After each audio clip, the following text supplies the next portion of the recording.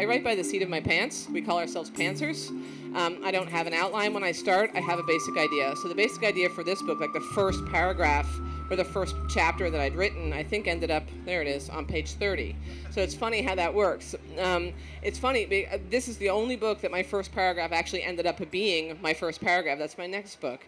But usually they get shifted and things move around and you have to give different information first. So what really, the whole thing started with talking about the POW MIA situation and what it was like to be the son of a son who was still experiencing trauma from never having met his father. But what I realized, of course, is that for a young adult book, you must concentrate on the young adult in the book. And as things went on and I started to write, I realized that Lucky was being bullied from the age of 7. And so I was just asked a question actually in an interview recently where they said, what's the deal with the connection between a grandfather and a grandson? And what happened was Lucky's grandmother was dying, and in her dying state, she was dying of cancer, so she was quite high on morphine. She kind of grabbed the little boy's arm and said, "You have to go and find my Harry," because her whole life was dedicated to finding her husband, which is what these people are doing. They're still dedicated to finding their loved ones, their brothers, their husbands, their sons. And so because he had such love for his grandmother, he made it his sort of mission in life to find his grandfather. Now, what ended up happening was, on the day home from when his grandmother died, they stopped at a diner or a restaurant, a local restaurant, and this kid who he knew to be a bully happened to corner him in the bathroom and do something to him that was pretty horrifying, and that was the beginning of his bullying cycle.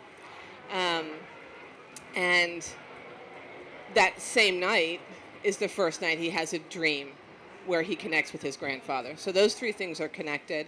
He visits his grandfather in prison camps all around Laos where his grandfather went missing. And in those dreams is where he's able to be real throughout his life from the age of 7 to the age of 15 where we meet him. That's where he can be strong. He can be a young man that will turn into a man. All these things. His grandfather gives him great strength because his grandfather is still technically living as a prisoner of war, and has been through everything from dysentery to beriberi to all those great tropical diseases that we don't get here usually. And so I wanted to start out with the very first prologue. I did want to read a little bit, but I'm not going to read a lot. I want to tell you as well where the other idea, where this book came from. There's one other idea, but I do want to read a little bit. Is that cool? All right. I'm going to read you the prologue because it's easy, and it gives you an idea of where Lucky Linderman starts. And it's called Operation Don't Smile Ever, Freshman Year. All I did was ask a stupid question. 6 months ago, I was assigned the standard second semester freshman social studies project at Freddie High. Create a survey, evaluate data, graph data, express conclusion in a 200-word paper. This was an easy A. I thought up my question and I printed out 120 copies. The question was, if you were going to commit suicide, what method would you choose? This was a common conversation topic between Nader, shotgun in the mouth, Danny, jump in front of a speeding truck, and me, inhaling car fumes. And we'd been joking about it for months during 7th period study hall. I never saw anything bad in it. That kind of stuff made Nader laugh, and Nader laughing at my jokes meant maybe I could get through high school with less shrapnel. When I told the principal that day that it was a joke between Danny, Nader, and me, he rolled his eyes and told me that Danny and Nader were not having social problems at Freddie High, but you, Mr. Linderman, are. Apparently, Evelyn Schwartz went blabbing to the guidance counselor about my questionnaire. She said it was morbid and creepy.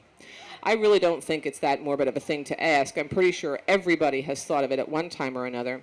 My whole plan was to make a few cool pie charts or bar graphs, show off my Microsoft Excel skills with labels such as slit wrists, overdose, and firearms. Anyway, just because a person talks about suicide does not make it a cry for help, even if the kid's a little bit short or unpopular compared to his so-called friends. 3 hours after my meeting the principal, I was sitting in the guidance office. 6 days later, I was in the conference room with my parents, surrounded by the school district's experts, who watched my every move and scribbled notes about my behavior. In the end, they recommended family therapy, suggested medications for further professional testing, for disorders like depression, ADHD, Asperger's syndrome, Professional testing for asking a dumb question about how you'd off yourself if you were going to off yourself. It's as if they'd never known one single teenager in their whole lives. My parents were worse. They just sat there acting as if the experts knew me better than they did. The more I watched Mom jiggle her leg and Dad check his watch, the more I realized that maybe that was true. Maybe complete strangers did know me better than they did. And seriously, if one more person explained to me how precious my life was, I was going to puke. I said, why didn't anyone think my life was precious when I told them Nader McMillan was pushing me around? That was what? 2nd grade, 5th grade, 7th grade? Every freaking year of my life? There's no need to get hostile, Lucky, one of them said. We're just trying to make sure you're okay. Do I look okay to you? There's no need for sarcasm either, another one said. Sometimes it's hard to grasp just how precious life is at your age. I laughed. I didn't know what else to do. They asked me, do you think this is funny, joking about killing yourself? And I said yes. Of course, none of us knew then that the suicide questionnaires were going to come back completed. And when they did, I wouldn't be telling any of these people, that's for sure. I mean, there they were, asking me if I was okay when they're letting people like Nader run around and calling him normal. Just because he seems okay, because he can pin a guy's shoulders to the mat in under a minute, doesn't mean he's not cornering kids in the locker room and doing things to them you don't want to think about, because he did. I saw him do it, and I saw him laughing. They asked me to wait in the guidance lobby, and I sat in the tweed chair closest to the door, where I could hear them talking to my leg-jiggling, watch-checking parents. Apparently smiling and joking was an additional sign that I needed real help. And so I initiated Operation Don't Smile Ever. It's been a very successful operation. We have perplexed many an enemy.